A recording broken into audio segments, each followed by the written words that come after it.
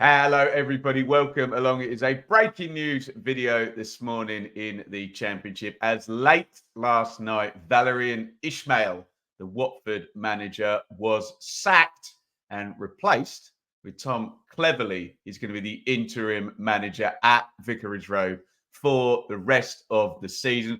With these breaking news videos, as ever, I'm completely off the cuff here, just giving my thoughts. I'd love you to give yours down there in the comments. But believe me, guys, I've heard every wisecrack, every gag, every joke you think that's hilarious about Watford sacking the manager.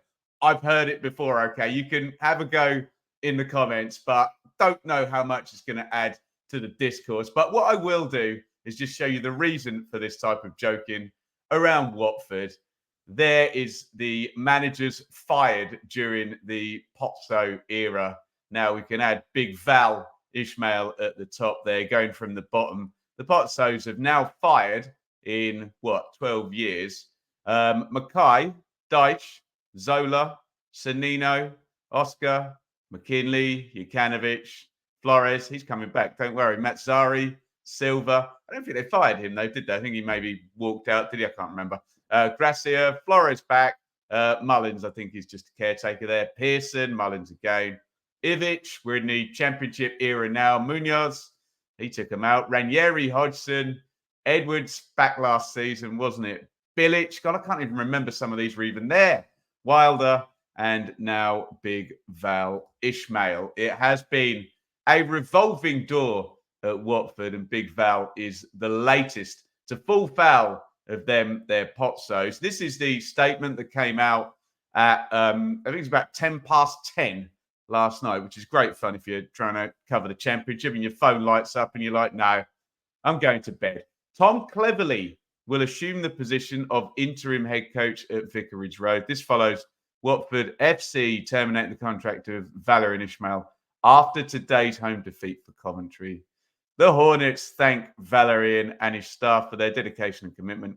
However, the club's board considers it an appropriate time to make a change in order to improve results. Tom Cleverley's staff will be confirmed in due course. So Tom Cleverley in, I think, he was on the staff, wasn't he? He might have been doing the under-18s, I think, something like that. He was certainly in the works, having been a player at Watford for years and years, to be on the staff there, and he's straight into the job.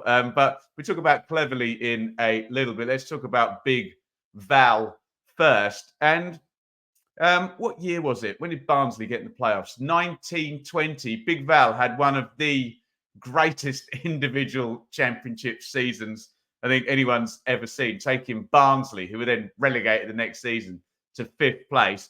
Couple of mitigating factors, weren't there? It was the COVID season, and don't get prickly, I'm just stating the fact it was the COVID season behind closed doors. You can make whatever judgment you choose about that in terms of how the circumstances affected things. But we did get some kooky stuff going on.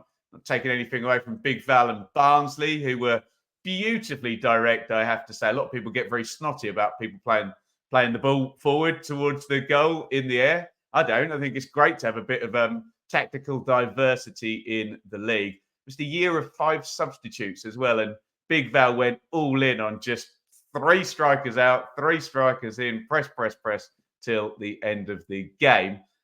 He was, like a lot of that Barnsley squad, then cherry-picked.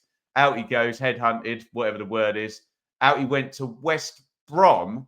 Only had about half a season at West Brom before they fired him. It's a weird one because West Brom, when they fired Big Val, someone look it up and put it in the comments, were about where they are now. I think they were in the top 6, but yeah, always not happy there. That would have been, can't remember, I think it's year 1 of their parachute payments, wasn't it? So certainly a big opportunity with that huge financial advantage you get. They were in the playoff spots, but Val was out.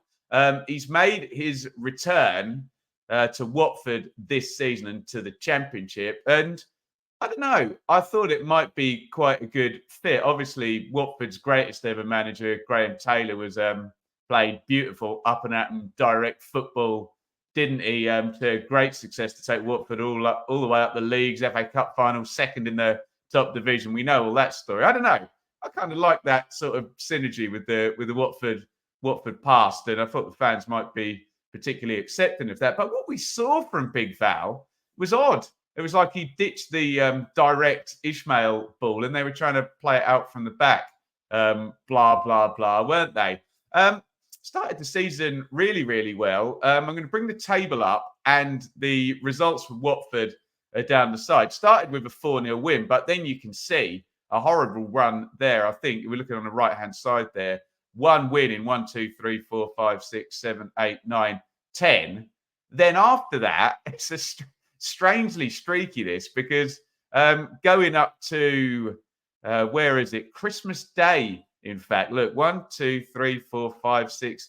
It's about 7 wins in probably, let me count it, probably 8, 9, 10, 11, 12. That's 7 wins in 12 games there. So he had a bad streak to start the season, then a really good streak. And I must confess, I was at that game. If you look over on the right-hand side, Watford 1, Ipswich 2. It's one of those many games where Ipswich have kind of been in a coin flip game and just got over the line this year through muscle memory and winning momentum. But I came away from that thinking, oh, do you know what? Watford look all right. Get the transfer window right. Seem to be trending in the right direction. The other thing I should have mentioned is we all remember that tweet from Watford. I don't know when it was, but September, October time, where it said club statement and there was a picture of Big Val. And we all thought, oh my God, they've fired him. Why have they fired him? They've given him a new contract. So I don't know. It just looked like new Watford, and they were going to back a manager after the folly last year. Can you imagine bringing in Rob Edwards, firing him after whatever it was, 10, 15 games? He goes to your direct rivals, Luton, and then switch around, and Luton end up in the Premier League, ending their story. And Watford, who were a year one parachute team last season, end up in the middle of the table and ploughing through another 3-manager season. And you know me on this channel, big red flag, big bad smell. We hate 3 managers in one season. So we talk about streaks, but look at the recent one and look at all the L's there. I'm looking on the right-hand side of the screen, of course. 1, 2, 3, 4, 5, 6 defeats in the last 8. We thought it was coming.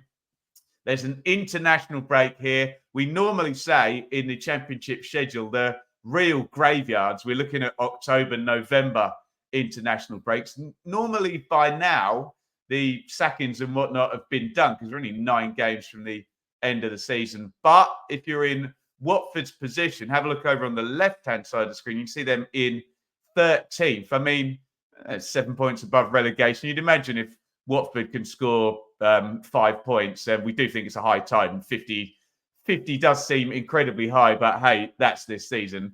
More of that on the Championship Checking podcast tomorrow with Sam. But you do think if Watford can score 5 points in 9 games, which is abject, horrible form anyway, that'd be 1 win and 2 draws in 9. They will likely be safe. You may as well turn it around now. We'll talk about the future for Watford in a jiffy and Tom Cleverley. But just on Big Val, obviously, maybe things had drifted off in the last 8 games. I must confess, Sky TV haven't been very friendly in putting Watford on for the watch along. So I haven't seen them in a while. So I would bow to the superior knowledge of the Watford fans on that one, who watch them every week. And it does sound like wheels falling off, insert apt cliche there.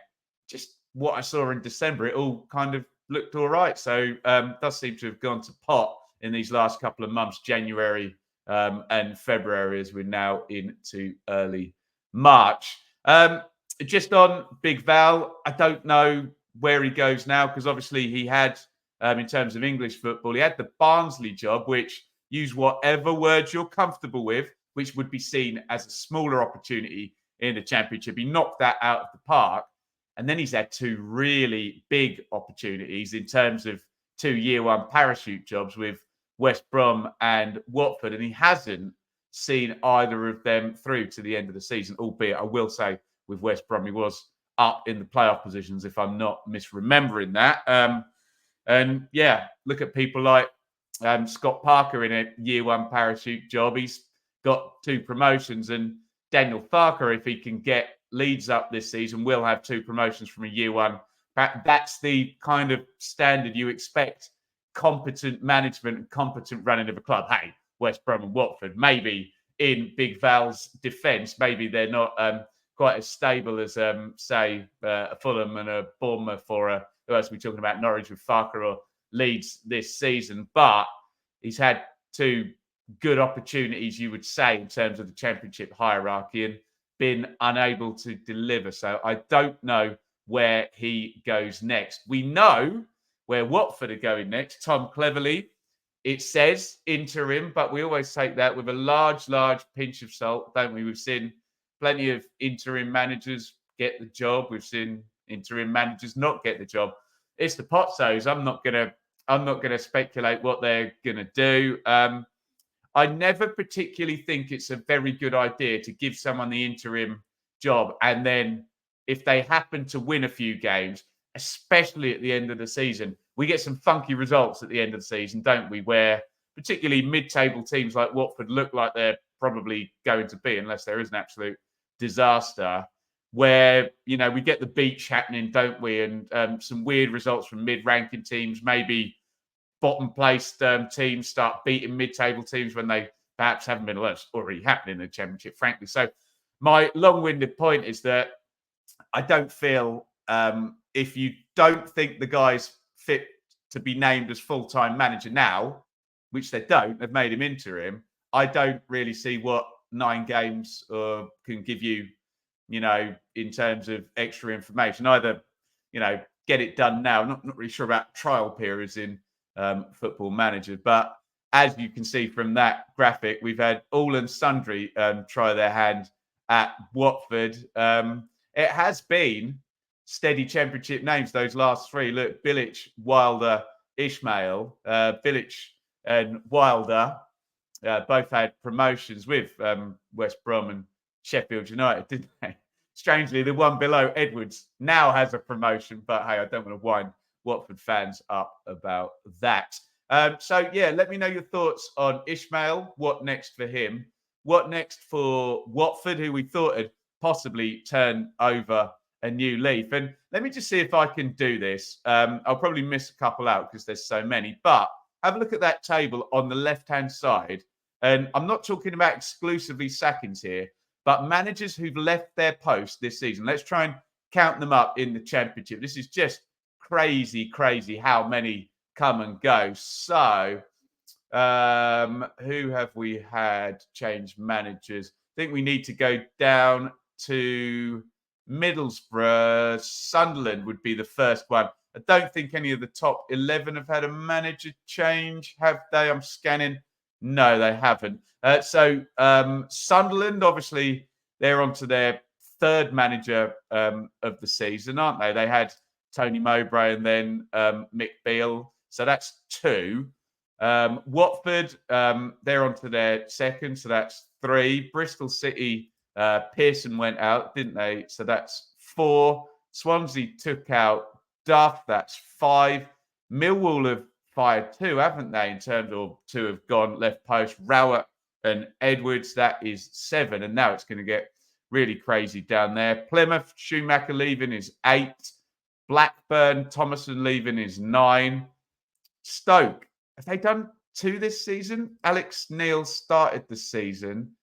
No, and just Schumacher. So that's a 10. QPR, Ainsworth replaced by Cifuentes is 11. Birmingham have done 2, haven't they? Eustace and Rooney, that takes us 12, 13. Huddersfield have done 2. Warnock and Moore, I think that's 15. Wednesday have done 2 with Cisco, one of the former Watford boys. And I know, do I count that? Do I count Darren Moore? Let's not count Darren Moore because that was before the season. So let's just say 1 for Wednesday. What is that? 16. And then Rotherham, Matt Taylor, 17. So yeah, just if I've count correctly, 17 managers have left post during the Championship season. There's only 24 clubs. And none of the top 11, I think, from what I'm saying, have changed managers. So that's 17 managers for the bottom 13. Anyway, I'm doing my maths quickly on the fly. As always, these breaking news videos are on the fly. So let me know what you think. That's my stream of consciousness. In conclusion, it looked like the wheels were falling off for Big Val. I don't quite know what the kind of whole rationale is on how I feel about this until I know who's going to replace Tom Cleverley. But look, if it wasn't working under Big Val, then with all empathy and respect for him, then you do move on. But Watford's reputation, as I said at the top of the video, does precede them. So nothing surprises me there, and we'll see what comes. And I don't know, as you can hear, I'm just a bit blah when it comes to Watford changing their manager. It's like, yeah, Watford changed the manager. That's what Watford do every season. Only we thought they weren't going to do it this season. Then we're going to get right through. Let me know your thoughts in the comments. Hit the like button as well while you are there. As ever, I say, breaking news off the cuff. If I got anything wrong off the top of my head, then let me know politely in the comments. I'm not really interested in that. I'm also not really interested in dad jokes about Watford firing managers. What I'm far more interested in is your opinion on, was this the right call to take out Ismael? Do you stick with Cleverley? If not, who? As Watford, again, look for a new manager. Thanks for watching.